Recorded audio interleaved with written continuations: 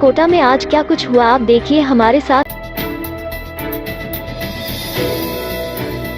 कोटा शहर की थाना विज्ञान नगर पुलिस ने दुपहिया वाहन चोर गिरोह का खुलासा कर गैंग के 3 बदमाशों सोनू मीना पुत्र ओम प्रकाश मीना 21 व कौशल मीना पुत्र राजाराम 20 निवासी सारोला कला एवं मनीष मीना पुत्र लालचंद 19 निवासी सारोला कला झालावाड़ हाल सूर्य नगर थाना उभोगनगर कोटा शहर को गिरफ्तार कर इनकी निशानदेही पर शहर के विभिन्न थाना क्षेत्र से चुराई गई 14 बाइक बरामद की है।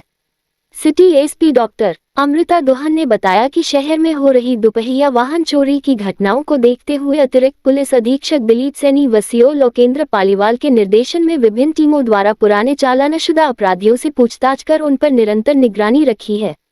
इसी क्रम में रविवार को एसएचओ मुकेश कुमार मीना को नाकाबंदी के दौरान 3 युवक बिना नंबरी बाइक से आते हुए नजर आए। तीनों युवक पुलिस की नाकाबंदी देख वापस को मुड़कर जाने लगे। संदिग्ध लगने पर टीम ने बाइक सहित तीनों युवकों को घेर कर डिटेन कर लिया।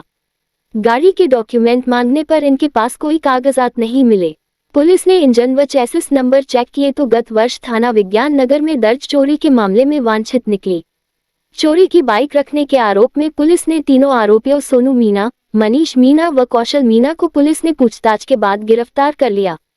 इनकी निशानदेही पर शहर के विभिन्न थाना क्षेत्र से चोरी की गई 13 और मोटरसाइकिल जब्त की गई। गिरफ्तार आरोपियों से पुलिस उनके घरों के अन्य सदस्यों अन्य आपराधिक घटनाओं के संबंध में गहनता से पूछताछ करने में जुटी है। इस कार्रवाई में एसएचओ मुकेश कुमार मीना सहित एसआई अंजलि मेघवंशी, एएसआई लाल सिंह, हेड कांस्टेबल रूप सिंह, कांस्टेबल शैलेश, नीलेश, पुष्पेंद्र व कमलेश शामिल थे। चैत्र नवरात्रि समाप्त होने के बाद मंगलवार से आमेर महल में पर्यटकों के लिए फिर से संचालित होगी हाथी सवारी। सुबह 7 से 10:30 बजे तक संचालित होगी हाथी सवारी। महल अधीक्षक डॉक्टर राकेश छोलिक ने दी जानकारी। सोडाला थाना क्षेत्र में चोरी की एक बड़ी वारदात सामने आई है। बाइक सवार 2 चोरों ने एक सीनियर एडवोकेट के मकान में घुसकर लाखों रुपए की नकदी और जेवरात चोरी कर लिए। घटना बीती 1 अप्रैल की रात की है, जब हाईकोर्ट की सीनियर एडवोकेट सुषमा पारीक और उनके पति प्रकाश पारीक अपनी बेटी से मिलने बेंगलुरु गए हुए थे। ये दोनों नंदपुरी हवा सड़क स्थित B87 मकान में रहते हैं। 1 अप्रैल की दोपहर करीब 1:50 बजे पड़ोसी ने घर के मुख्य गेट का ताला टूटा हुआ देखा और तुरंत फोन कर जानकारी दी।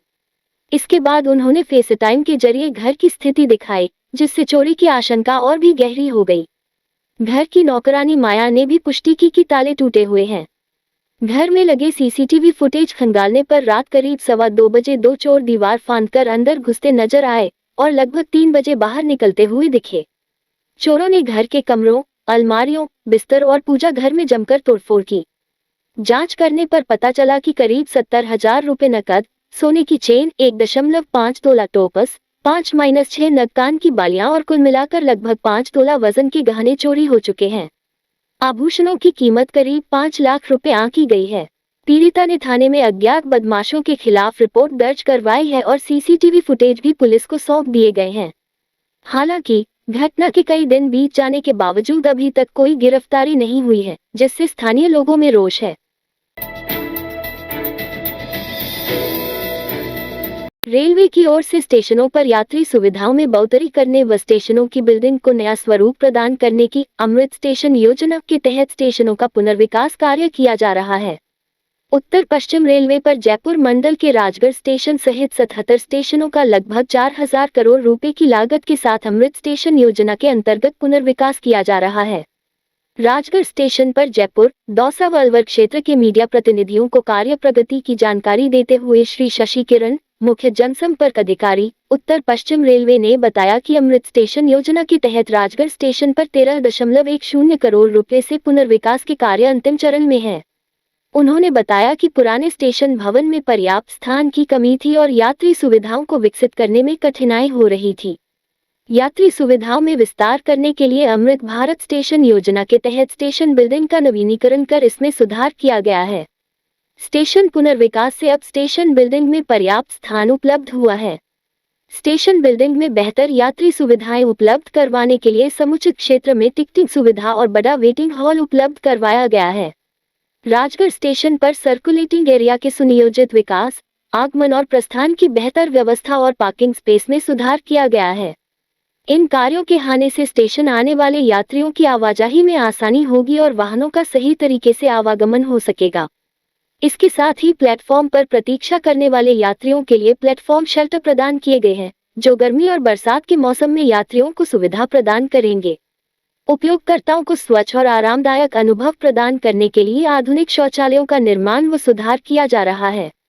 स्टेशन पर एक प्लेटफॉर्म से दूसरे प्लेटफॉर्म में सुगमता के साथ आवागमन के लिए 12 मीटर चौड़े फुट ओवर ब्रिज का काम प्रगति पर है।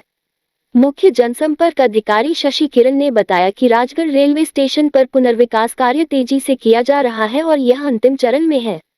इस कार्य के जल्दी ही पूरा होने की संभावना है। पुनर्विकास कार्य पूरा होने के बाद स्टेशन आधुनिकता और दक्षता का प्रतीक बन जाएगा।